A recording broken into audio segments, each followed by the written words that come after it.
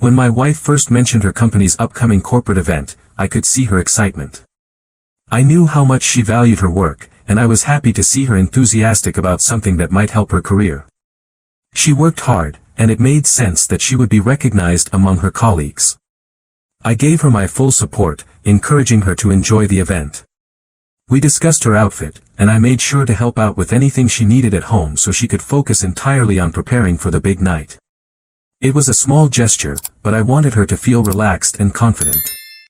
We had a golden retriever named Max, who was practically like our child. He had been with us for years and was incredibly smart, almost as if he understood everything we said. Before the corporate event, we decided that I would take Max on an extra long walk that day so he wouldn't be too restless when she left. Max had a bit of separation anxiety, and I wanted to make sure the evening would go smoothly for both of them. As she got ready, Max followed her around the house, his tail wagging, sensing that something special was happening. I found it endearing and reassuring that our dog was just as much a part of our routines as we were to each other. The night of the event, I drove her to the venue. It wasn't far, but I wanted to make sure she arrived comfortably and without stress. We chatted in the car, mostly about what she hoped to gain from the evening. She mentioned meeting some influential people, and I could hear the hope in her voice. It wasn't often that she let her ambition show so openly, and I admired her for it. I reassured her that she would make a great impression, and we both knew how capable she was. I watched her walk into the building, confident and ready, before heading home. Later that night, I took Max for another quick walk before bed, and I couldn't help but think about how proud I was. My wife was chasing her career goals, and it was nice to know she felt comfortable enough to share those moments with me. It wasn't always easy to talk about career ambitions, especially with the stresses that come along with them, but we had always been open with each other. Max seemed a little restless, probably missing her presence, but I reassured him that she'd be home soon. We went back inside, and I settled on the couch, watching TV and waiting for her text to say she was on her way. When she finally returned, it was late, and I could tell she had had a good time. She was smiling, her cheeks a bit flushed, and there was a certain energy about her that made me feel even more confident about how things had gone. She told me about some of the people she met and how everyone seemed impressed with her ideas. I could tell she was genuinely excited, and I made sure to listen carefully, asking questions and letting her know how proud I was. She was glowing, and I loved seeing her like that. The next day, I noticed she was on her phone a lot more than usual. She kept smiling at her screen, occasionally letting out little bursts of laughter. Naturally, I asked what was going on, and she looked up at me with an excited grin. "I met some really interesting people last night," she said. "They're talking about setting up a meeting for something big. It could really help me move forward." Her enthusiasm was contagious, and I felt genuinely happy for her. It seemed like her efforts were finally starting to pay off, and I wanted to do everything I could to support her in that. It wasn't just about the meeting, though. It was about the potential that this new opportunity represented. She was confident that this could be a turning point, and I couldn't help but share her excitement. I reassured her that whatever she needed, I'd be there to help make it happen. I knew how much this meant to her, and I wanted to make sure that nothing got in the way of her success. After all, we were a team, and her wins were our wins. We spent the rest of the evening discussing what she might need to prepare. She had already started making notes and thinking ahead, and I admired her dedication. It was clear that she was ready to give it her all, and I wanted her to know that I was proud of her no matter the outcome. It was a big step, and I knew she had everything it took to succeed. As we talked, Max lay at our feet, his eyes moving back and forth between us as if he understood every word. It was moments like this that reminded me of how lucky I was to have both of them by my side. By the time we went to bed, she was still buzzing with excitement about the upcoming meeting. I could see that it meant a lot to her, and I reassured her once again that she would do great.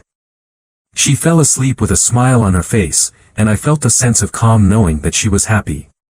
It wasn't just about the career move, it was about her feeling valued and recognized for all the hard work she put in.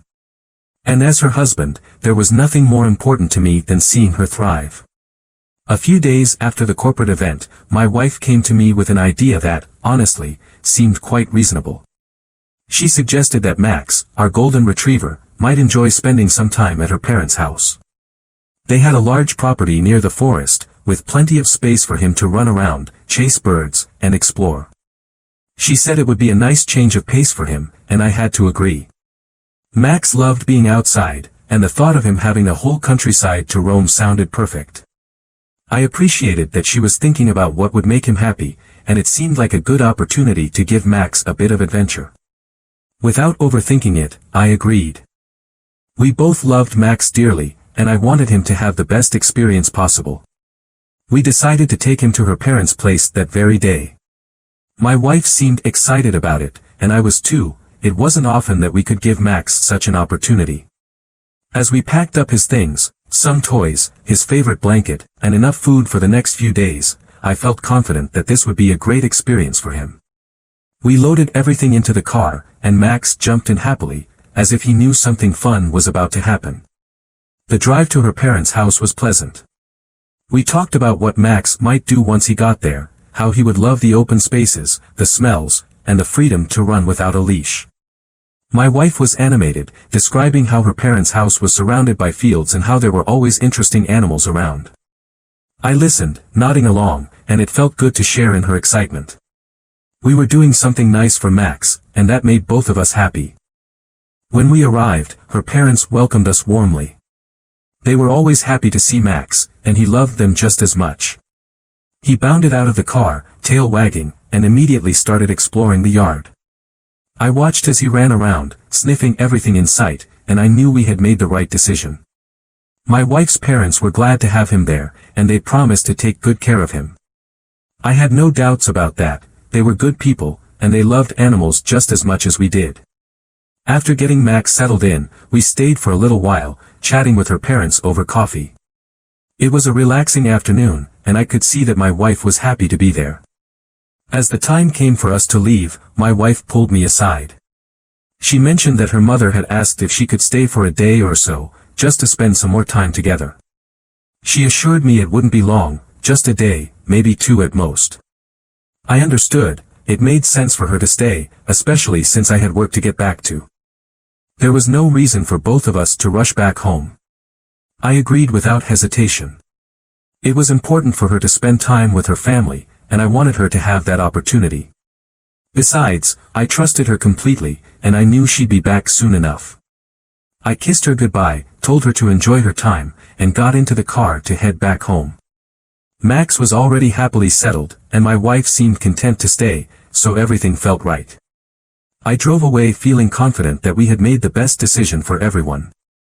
The drive back home was quiet, giving me some time to think about how things were going. My wife was getting new opportunities, Max was having an adventure, and everything seemed to be falling into place. I felt a sense of calm and satisfaction, knowing that we were doing our best for each other and for Max. There was no reason to overanalyze or worry, everything was just as it should be. When I got home, the house felt a little emptier without Max running around, but I knew it was just for a short while. I settled in, made myself some dinner, and relaxed, feeling good about the day. My wife was happy, Max was happy, and that was all that mattered.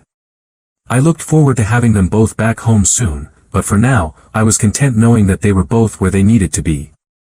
My wife called later that evening to let me know she was getting comfortable at her parents' house. She sounded relaxed, and that made me smile.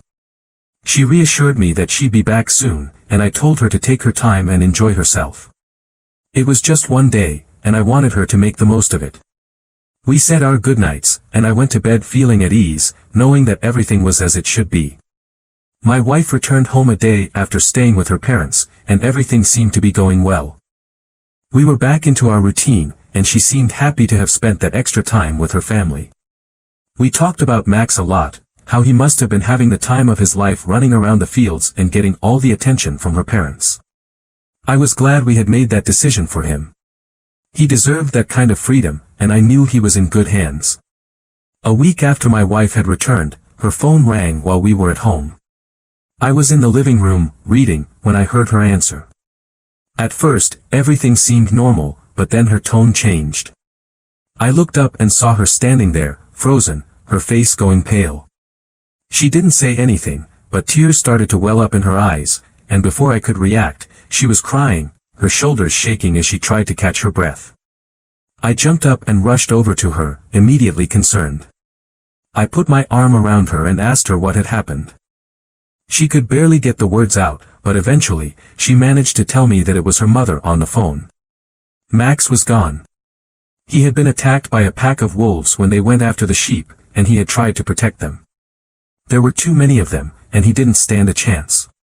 The words hit me like a ton of bricks, and I felt my heart drop. Hearing that Max had died protecting the sheep broke something inside me.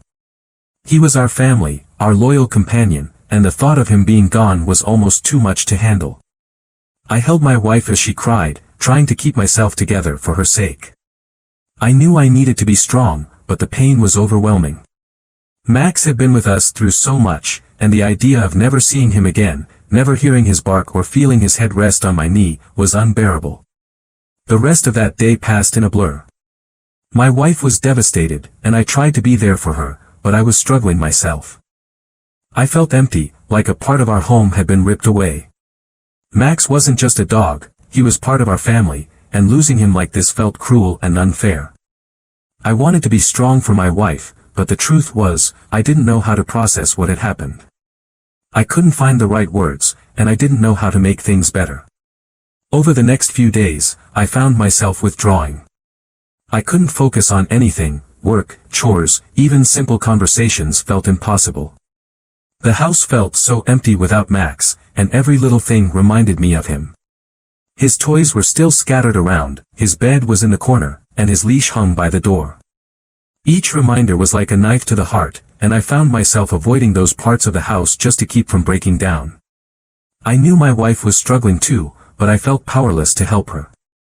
We were both grieving, and it was hard to find comfort in each other when the pain was so raw. I spent most of my time in a daze, barely eating, barely sleeping. I went through the motions, but I wasn't really there. I couldn't bring myself to face the reality of what had happened, and it felt like I was stuck in a nightmare I couldn't wake up from. For 3 days, I was completely lost. I didn't go to work, I didn't talk to anyone, I just existed, trying to make sense of the loss. The grief was consuming, and I didn't know how to move forward. Max had been such a constant presence in our lives, and without him, everything felt wrong. I knew I couldn't stay like this forever, but in those days, I couldn't see a way out of the darkness. The pain was too much, and all I could do was take it one moment at a time, hoping that eventually, it would start to hurt a little less. Not long after we received the devastating news about Max, I was told I had to go on a business trip. The timing couldn't have been worse, but there was no way around it. My job required me to be there, and I knew I had to fulfill my responsibilities. I spoke to my wife about it, and she understood. She was strong, and I knew she'd be okay for a few days while I was away, even though we were both still grieving. I reassured her that I'd be back as soon as possible, and we could continue to work through this together. The day I left, I made sure everything was set for her. Groceries, chores, anything she might need while I was gone. I wanted her to feel supported, even in my absence. It was difficult leaving her alone, especially knowing how much we both missed Max, but I trusted her strength. She had always been resilient, and I knew she'd manage while I was away. Still, the thought of her alone in the house made my heart ache. I promised myself I'd get back as soon as I could. During the trip, I kept in touch with her every day. We talked on the phone, and I tried to make her laugh, even if it was just a little. She seemed to be managing, and I was proud of her for that. She mentioned that she had a surprise for me when I got back, but she wouldn't give me any hints. I was curious, but I decided not to press her. If it was something that brought her even a little bit of joy, that was enough for me. When I finally returned home, I was exhausted from the trip but eager to see my wife. As soon as I walked through the door, I noticed something different. There, in the living room, was an enormous Doberman, sitting calmly by my wife's side. I was taken aback for a moment, not quite sure what to make of it. My wife looked at me with a hopeful smile and explained that the dog was a gift from a friend. She said he wanted to express his condolences and thought that having another dog might help us heal, even if just a little. I approached the Doberman cautiously, and he looked up at me with curious eyes. He was big, certainly different from Max, but there was something gentle about his demeanor. My wife introduced us, and I reached out to pet him. He was calm, and as I ran my hand over his head, I felt a mix of emotions, grief for Max, but also a glimmer of hope. It wasn't the same, and it never would be, but maybe this new dog could help fill some of the emptiness that Max's loss had left behind. My wife explained that her friend had insisted on giving us the dog, knowing how much we had loved Max. It was a gesture of kindness, and I could see that it meant a lot to her. I looked at her, and she seemed hopeful, like this was something that could help us move forward. I knew it wouldn't be easy, but I also knew that we had to try. We couldn't stay stuck in our grief forever, and maybe having this new dog around could be a step towards healing. As I sat down on the couch, the Doberman came over and rested his head on my knee. I felt a pang of sadness, remembering how Max used to do the same thing. But at the same time, I felt a sense of comfort. It wasn't the same, but it was something. I looked at my wife and nodded, letting her know that I was okay with this, that I understood why she had brought the dog home and that I was willing to give it a chance. I was still grieving for Max, and I knew that nothing could ever replace him. But as I sat there with my wife and the new dog, I felt a mixture of emotions, sadness for what we had lost, but also a small sense of hope for what might come next. It was bittersweet, but it was important. We needed to keep moving forward, and maybe this was the first step in doing just that. For me, it was both a moment of sorrow and a moment of comfort, and I knew that was okay. In the days that followed, I noticed that my wife was spending a lot of time with the Doberman. She seemed to be completely taken with him, constantly playing with him, training him, and giving him her full attention. It was good to see her smiling again, and I couldn't deny that the new dog was bringing a bit of light back into our lives. Still, there was a part of me that couldn't help but wonder about the friend who had given us the dog. I didn't know much about him, and it made me curious. One evening, while we were having dinner, I decided to ask her about it. I tried to keep my tone casual, not wanting to seem too nosy. "So, who was it that gave us the dog?" I asked, looking at her across the table. "You said he was a friend, but I don't think I've heard much about him before." She paused for a moment, then shrugged, giving me a small smile. "Oh, it's just a friend from work. Someone I met at the corporate event. He heard about what happened to Max and wanted to help. It's really nothing more than that." I nodded, but something about her answer felt a little off. I couldn't quite put my finger on it, but there was a hesitance in her voice that made me wonder if there was more to the story. Still, I didn't want to press her. We were both still grieving, and the last thing I wanted was to create tension between us. If she said it was just a friend, then I would take her at her word. She seemed happy, and that was what mattered most to me. Over the next few days, I watched as she continued to bond with the Doberman. She was teaching him new commands, taking him on long walks, and even letting him sleep in our room at night. I could see that she was putting a lot of effort into building a connection with him, and it made me feel a mix of emotions. On one hand, I was glad that she had found something to focus on, something that was helping her heal. On the other hand, I couldn't shake the feeling that there was something she wasn't telling me. One afternoon, while she was outside playing with the dog, I found myself thinking about the friend again. I tried to recall if she had mentioned anyone from the corporate event before, but nothing came to mind. It was strange, considering how open we usually were with each other. I knew most of her friends, and she knew mine. The fact that this person was such a mystery bothered me, even if I didn't want to admit it. I tried to brush it off, telling myself that I was just overthinking things. A few days later, I brought it up again, this time while we were getting ready for bed.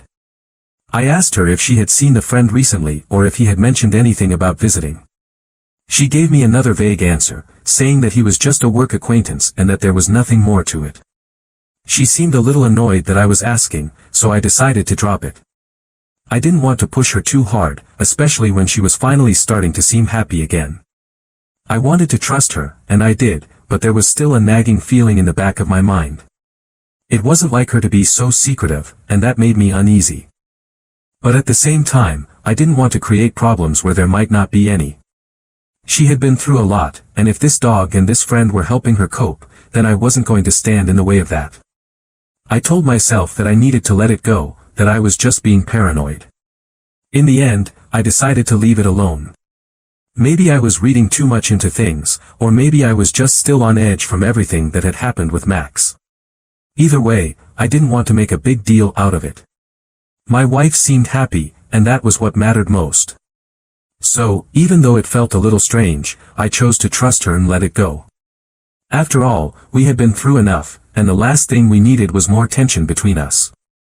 I took a deep breath and told myself that everything was fine, even if it didn't quite feel that way. It was a regular workday, and I left the house as usual, saying goodbye to my wife before heading out.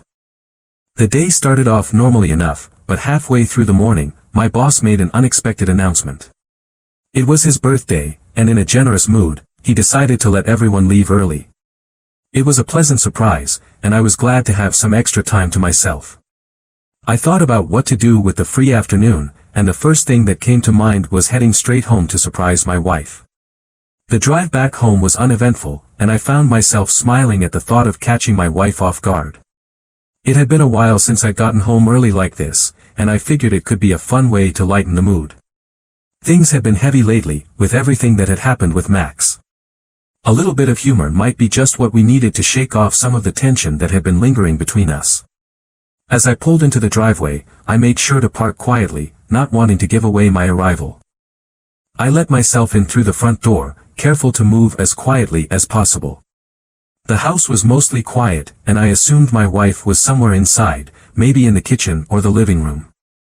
I tiptoed my way through the hallway, suppressing a grin as I imagined her reaction when I jumped out to surprise her.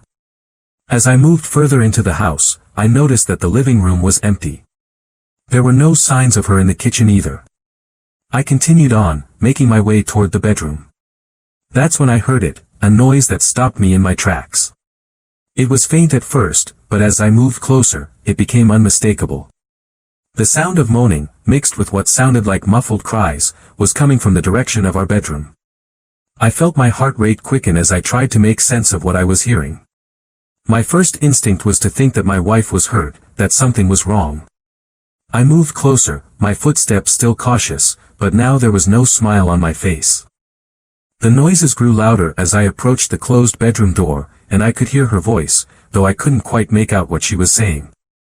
There was something about the tone, though, that made me uneasy. I hesitated for a moment outside the door, my hand hovering over the doorknob. My mind was racing, and I couldn't shake the feeling that something was very wrong. I could hear my wife's voice again, and this time, it was clearer. It was a command, but it didn't make any sense. It was almost as if she was giving an order, but to whom? My heart pounded in my chest as I strained to listen, trying to piece together what was happening on the other side of the door. The cries and moans continued, and I could feel a knot forming in my stomach. There was something about the whole situation that felt off, something that made my instincts scream that this wasn't right. I took a deep breath, trying to steady myself before making any sudden moves. I needed to understand what was going on before I barged in. My hand rested on the doorknob, and I could feel the cool metal beneath my fingers as I listened, waiting for some clue that would make everything make sense. Then, I heard it again, that strange command, spoken in a tone I had never heard from my wife before. It was almost authoritative, demanding, and it sent a chill down my spine. I stood there, frozen, torn between the urge to fling the door open and the need to gather myself before confronting whatever was happening in that room. The sounds continued, and with each passing second, the unease within me grew stronger. Something was very wrong, and I knew I couldn't ignore it any longer. Without hesitating any longer, I turned the doorknob and pushed the door open. The scene that greeted me was beyond anything I could have imagined. My wife was on the bed, covered in pâté, and between her legs was the dog. I froze, my mind struggling to process what I was seeing. It was like everything around me slowed down, and I could barely comprehend the reality in front of me. My heart pounded in my chest, and I felt a mix of shock, disgust, and anger all at once. The moment she saw me, her eyes went wide, and she immediately scrambled to her feet, trying to cover herself. I didn't say a word. I couldn't. My mind was reeling, and I felt an overwhelming urge to do something, anything, to make sense of this twisted situation. My wife was stammering, trying to say something, but I couldn't hear her. All I could focus on was the betrayal and the absurdity of what I had just walked in on. I saw her phone lying on the bedside table, and without thinking twice, I grabbed it. She reached out, trying to stop me, but I pushed her hand away. I needed answers. I needed to know what was going on, and I wasn't about to let her hide anything from me. She tried to protest, but I gave her a look that made her back down. I wasn't in the mood for excuses or lies. I needed the truth, and I was going to get it. I unlocked her phone, and as I started scrolling through her messages, she stood there, her face pale and her hands trembling. I could see the fear in her eyes, but I didn't care. I had to know what had led to this, what had brought us to this moment. The messages were all there, and as I read through them, the truth began to unfold. The conversations were explicit, detailing her relationship with someone else, someone she had met at the corporate event. My stomach turned as I read the words, each one cutting deeper than the last. It didn't take long for me to find the messages about the dog. Her lover had been the one to give her the Doberman. He had known about Max, known about our loss, and had used it as an opportunity to insert himself into our lives. The messages made it clear that the dog wasn't just a gift, it was meant to be a replacement for me, in every possible way. My hands shook as I scrolled through the texts, the words blurring together as my anger grew. And then I found something even worse, messages that revealed that my wife had been the one to poison Max. She had done it on purpose, while she was staying at her parents' house. The plan had been to get rid of Max so that her lover could replace him with the Doberman. I felt my chest tighten, and I could barely breathe as I read her lover's instructions, encouraging her to go through with it, reassuring her that it was the right thing to do. My heart sank, and I felt a wave of nausea wash over me. I looked up at her, my expression a mix of disbelief and fury. She was crying now, trying to explain herself, but I didn't want to hear it. The betrayal was too much, and the sheer absurdity of what I had just witnessed made it impossible for me to feel anything but rage. She had not only cheated on me, but she had brought this into our home, into our lives, without any regard for me or for what we had built together. I continued reading, my eyes scanning every message, every detail of her conversations with this man. The more I read, the clearer it became that this had been going on for a while. He had been manipulating her, convincing her that this was normal, that this was what she needed. And she had gone along with it, betraying everything we had shared. The realization hit me like a punch to the gut, and I felt my chest tighten with a mix of pain and anger. Finally, I looked at her, the phone still in my hand. There were no words that could capture the depth of what I was feeling. She had destroyed everything, our trust, our relationship, our family. And for what? For some twisted fantasy that she had let someone else convince her was okay. I took a deep breath, my hands still trembling, and I knew that there was no coming back from this. I had read everything I needed to, and now there was no doubt in my mind about what had to happen next. Without another word, I turned away from her, rage boiling inside me. I couldn't stay in that room any longer, not after what I'd just seen and read. I needed to do something, anything, to release the anger and betrayal that was consuming me. Without hesitation, I stormed out of the bedroom and headed straight for the closet. I flung the doors open and started grabbing her clothes, her shoes, anything that was hers. One by one, I began throwing them out the window, watching as they scattered across the yard. She followed me, her voice growing louder as she tried to stop me. She was shouting, pleading, and then turning angry, yelling at me to stop. But I wasn't listening. I didn't care what she had to say. She had destroyed everything we had, and there was no coming back from this. The betrayal, the lies, the cruelty of what she had done, it all fueled my anger, and I wasn't going to stop until every trace of her was gone from this house. "What are you doing?" she screamed, her voice cracking. She tried to grab my arm, but I shook her off, glaring at her. "You think you can just throw me out? After everything?" she shouted, her face twisted in anger. I didn't answer. I just kept grabbing her things and tossing them out the window, the sound of her belongings hitting the ground outside giving me a strange sense of satisfaction. She was furious now, her tears replaced by rage. "You're overreacting. You don't understand. It wasn't supposed to be like this," she yelled, her voice desperate. I turned to her, my own anger flaring. "I don't understand. You poisoned Max. You betrayed me with that man, and you brought this into our home. There's nothing to understand. I shouted back, my voice echoing through the room. The words felt like they were burning my throat, but I needed her to hear them. I needed her to know exactly what she had done. She kept trying to defend herself, her words coming out in a mix of anger and desperation. He made me do it. You don't know what it's like. I didn't have a choice, she screamed, but I wasn't having any of it. You had a choice, I said, my voice cold. You chose this. You chose to destroy everything we had. Now you can live with the consequences. I turned back to the closet, grabbing more of her things and throwing them out, not caring where they landed. She started to cry again, her anger turning back into pleading. Please, just stop. We can talk about this. We can fix it, she begged, but I shook my head. There was no fixing this. The damage was done, and nothing she could say or do would change that. I was done listening to her lies, done giving her chances.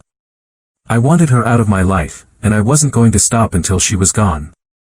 As I threw the last of her clothes out the window, I turned to face her, my chest heaving with anger. Get out, I said, my voice low but firm. She looked at me, her eyes wide and filled with tears, but I didn't waver. Get out of my house. Now. For a moment, she just stood there, as if she couldn't believe what was happening. But then, slowly, she turned and walked away, her shoulders slumped in defeat. I watched as she left, the door slamming shut behind her. The house was finally quiet, but the silence felt heavy, filled with everything that had just happened. I took a deep breath, trying to steady myself. It was over. She was gone, and I was left with the shattered pieces of what we once had. But at least now, I could start to pick them up and move on, without her and without the lies. After she left, the house was eerily quiet. I stood there for a moment, trying to process everything that had just happened. My eyes fell on her phone, still clutched in my hand. Part of me wanted to throw it out the window along with her things, but another part of me needed to know more. I needed to understand how far this betrayal went, even though I already knew it was worse than I could have ever imagined. I sat down on the couch, the phone heavy in my hand. I unlocked it again, my heart pounding as I went through her messages, her photos, anything that could give me more information. It didn't take long before I stumbled upon a folder filled with videos that made my stomach turn. She had filmed everything. All the twisted things I had walked in on, she had recorded it all, and the messages made it clear why. She had been sending them to her lover, and he had been paying her for it. The realization hit me like a blow to the chest. Not only had she betrayed me, not only had she poisoned Max and brought this dog into our lives, but she had also been exploiting it for money. My hands trembled as I scrolled through the messages, each one more disgusting than the last. Her lover had been encouraging her, paying her for every video she sent, telling her how much he enjoyed watching. I felt sick, the bile rising in my throat as I read his words, his praise for what she had done. I continued scrolling, my heart pounding in my chest. The messages between them went back weeks, months even, detailing how they had met at the corporate event. It had all started there. He had charmed her, manipulated her, and slowly, she had fallen into his twisted world. The messages painted a clear picture of how it had all unfolded, the secret meetings, the plans they had made, and finally, the decision to get rid of Max so that he could replace him with the Doberman. I couldn't believe what I was reading.